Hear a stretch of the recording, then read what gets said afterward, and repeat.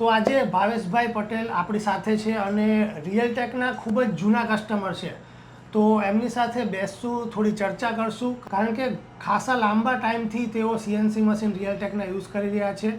તો તેમની ઇન્ડસ્ટ્રીનું નામ છે માઇકો ઇન્ડસ્ટ્રી અને એ અમદાવાદ મેમકોમાં આવેલી છે. તમે રિયલટેકના ટોટલ કેટલા મશીન યુઝ કરો છો? મારા જોડે હાલની અંદર 12 મશીન છે. અને કેટલા ટાઈમથી તમે યુઝ કરો છો? 2014થી.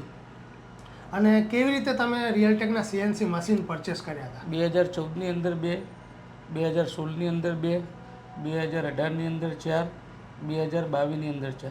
તો ભાવેશભાઈ, પહેલાં સીએનસી મશીન નહોતા અને તમે પરચેસ કર્યા, તો એ પછી તમને શું ફાયદો થયો? પહેલાં સીએનસી નહોતા, પછી જ્યારથી પરચેજ કર્યા 2014થી 2023 સુધી મારો ગ્રોથ 20 ગણો વધારે છે. તો ભાવેશભાઈ, ક્વોલિટી અને પ્રોડક્શનમાં તમને કેટલો ફેર લાગ્યો? ક્વોલિટી સારી મળી, પ્રોડક્શન 10થી 20 ગણું વધી ગયું, વર્કરોનું ટેન્શન ઓછું થયું. તો ભાવેશભાઈ, તમે સબમર્સિબલ ઇન્ડસ્ટ્રીમાં ઘણા લાંબા ટાઈમથી છો અને સાથે સાથે રિયલટેકના સીએનસી મશીન પણ ઘણા લાંબા ટાઈમથી વાપરો છો. તો તમને શું લાગે છે કે રિયલટેક મશીન છે સીએનસી, એ આ ઇન્ડસ્ટ્રીને શું ફાયદો કર્યો છે?